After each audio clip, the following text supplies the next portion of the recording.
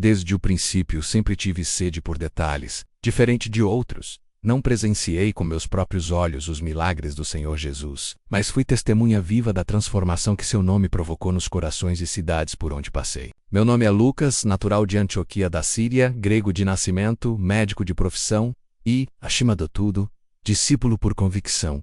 Minha formação como médico me levou a estudar profundamente os corpos, as dores, os remédios e os sintomas, mas foi na companhia de Paulo de Tarso que descobri as feridas mais profundas do ser humano. Aquelas que o olho não vê, mas que a alma geme. Conheci Paulo em suas viagens missionárias. Ele falava com fogo nos olhos sobre o Cristo ressuscitado. Muitos zombavam, outros prendiam, mas eu ouvia e anotava. Foi em Troas, uma cidade na costa noroeste da Ásia Menor, que decidi segui-lo.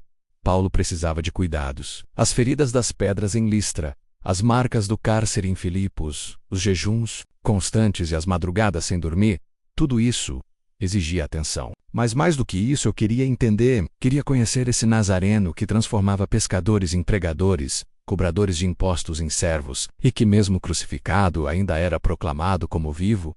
Em Filipos vi Lídia, uma mulher comerciante, de púrpura, ajoelhar-se ao som da pregação e se tornar a primeira convertida da Macedônia. Vi também um carcereiro endurecido, desesperado por uma prisão aberta, perguntar a Paulo e Silas: Senhores, que devo fazer para ser salvo? E naquela mesma noite, toda a sua casa foi batizada. Aquilo não era medicina, aquilo era milagre. Passei a registrar tudo. Comecei a recolher relatos de Maria, mãe de Jesus, de João Marcos, de Pedro, de Tiago. Visitei as cidades onde o Senhor havia passado.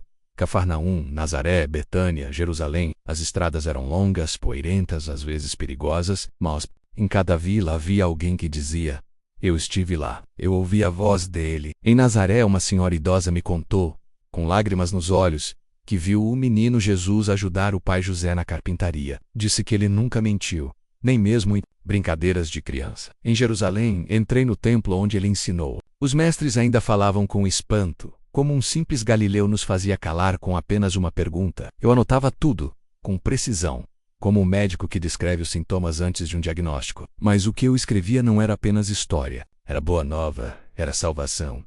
Paulo me chamava de o médico amado, e eu o chamava de irmão. O ouvi pregar em Atenas, entre filósofos que zombavam do Deus desconhecido. O vi enfrentar multidões em Éfeso, onde artesãos de ídolos tentaram matá-lo.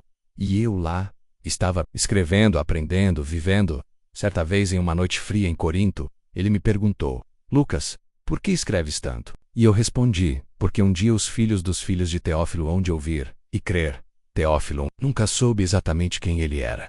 Um homem nobre, sim. Um seguidor, talvez. Mas para mim, ele representava todo aquele que, sem ter visto ainda, assim acreditaria. Era por ele que eu escrevia. E por todos os que ainda viriam, se você ama conhecer a verdade e deseja mergulhar nas origens da fé cristã. Pare tudo agora e ouça o que vou te contar. Porque eu não sou apenas um médico. Eu sou testemunha da fé que venceu o mundo.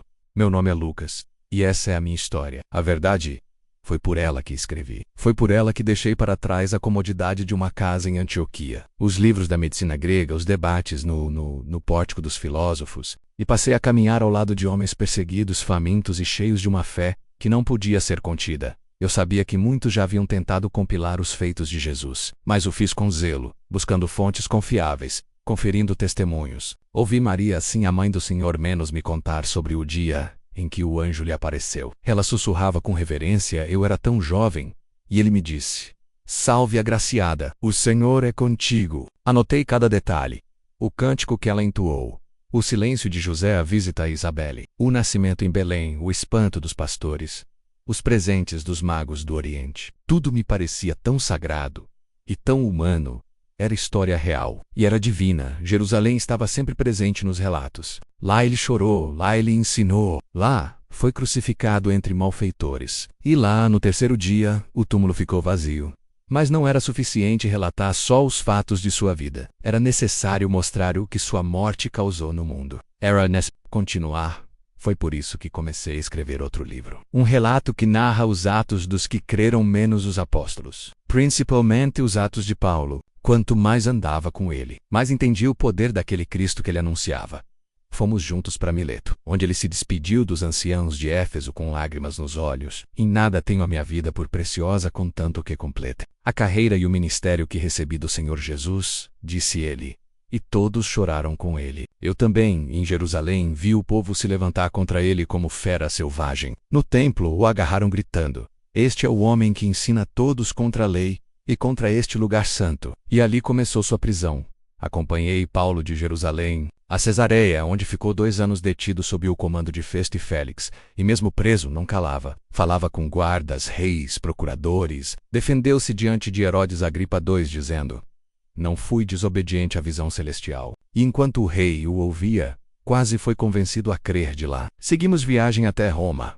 Um navio nos levou por mares revoltos. A tempestade nos alcançou na costa de Malta, e por pouco não perecemos. Paulo orava. Eu, médico, temia o naufrágio. Mas ele preso confortava os homens livres. Não se percam o ânimo. O anjo do Deus, a quem pertenço e sirvo, me apareceu esta noite, dizia ele. E sua voz era mais firme que o rugido dos ventos. Chegamos a Roma. Paulo ficou preso em casa alugada. E de lá pregava a todos que vinham. Judeus, romanos, gregos, quem quisesse ouvir. Enquanto ele falava, eu escrevia. O Espírito me guiava. Lembrei do começo. Excelentíssimo Teófilo, para que conheças a certeza das coisas em que foste instruído. Sim, era por isso. Não era só história, era missão. Jesus não havia terminado sua obra ao subir aos céus. Ela continuava nos pés calejados de homens como Pedro, Estevão, Barnabé e Paulo. E eu precisava registrar cada passo, para que as gerações futuras crescem não por verem, mas por ouvirem Roma, a cidade dos imperadores, dos mármores e das multidões, mas por trás de todo esplendor havia correntes. E nelas, um homem livre de espírito. Paulo, ali, ele pregava como se estivesse num púlpito celestial, mesmo acorrentado. E eu, Lucas, permanecia com ele. Os irmãos vinham e iam, uns por missão, outros por medo, mas ele o fique. Ele escrevia com dificuldade. As mãos já marcadas pelos anos e pelos açoites tremiam às vezes. Mas sua mente, essa continuava afiada como uma espada de 2 gumes. Foi nesse tempo que ouvi dele, em voz baixa, como quem sabe que os dias estão contados. Combati o bom combate. Terminei a corrida, guardei a fé. Não precisei perguntar o que ele. O Espírito já me mostrava. O tempo dele estava por se completar. Naqueles dias sombrios, Roma se tornava cada vez mais hostil aos seguidores do caminho. O incêndio da cidade fora lançado sobre os inocentes. E os cristãos se tornaram alvo da fúria imperial. As prisões ficaram mais cruéis. Os julgamentos, mais injustos. Mas mesmo assim o evangelho seguia vivo. Acompanhei Paulo até seus últimos momentos. Não com tristeza, mas com reverência. Ele partia como viveu, com coragem e entrega. Não havia temor na sua despedida, menos havia paz. E ali, ao vê-lo caminhar com firmeza até o local de sua execução, compreendi o valor de uma vida gasta em serviço ao reino. Depois disso, continuei por um tempo em Roma. Não podia abandonar os irmãos que sofriam, nem deixar que as palavras de Paulo se perdessem. Continuei copiando suas cartas, encorajando os que restavam, e preservando os relatos que havia reunido ao longo dos anos. Ao retornar para a Grécia, dediquei-me a ensinar. Já não era mais jovem, mas minha memória ainda carregava cada encontro, cada cidade, cada milagre ouvido das testemunhas fiéis. Jamais me considerei grande. Não fui um apóstolo, não estive entre os 12, não recebi línguas de fogo, nem curei enfermos com um toque. Mas tive uma missão: contar com exatidão as coisas que entre nós se cumpriram. Foi por isso que escrevi ao excelentíssimo Teófilo, para que soubesse sem sombra de dúvida que o Cristo prometido aos patriarcas havia vindo, que vivera entre nós, que morrera por nós e que ressuscitara ao 3º dia. A verdade precisava ser registrada, não apenas pregada aos que ouviam, mas deixada por escrito aos que viriam.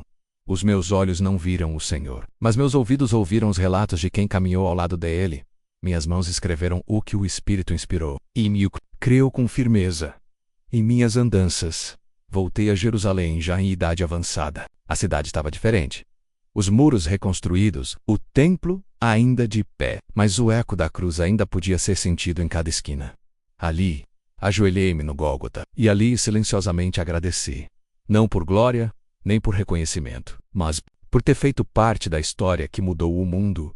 Hoje descanso na esperança, e sei que minhas palavras alcançarão aqueles que nunca conheci, que meu evangelho, humilde e fiel, será lido por homens e mulheres de terras e tempos distantes.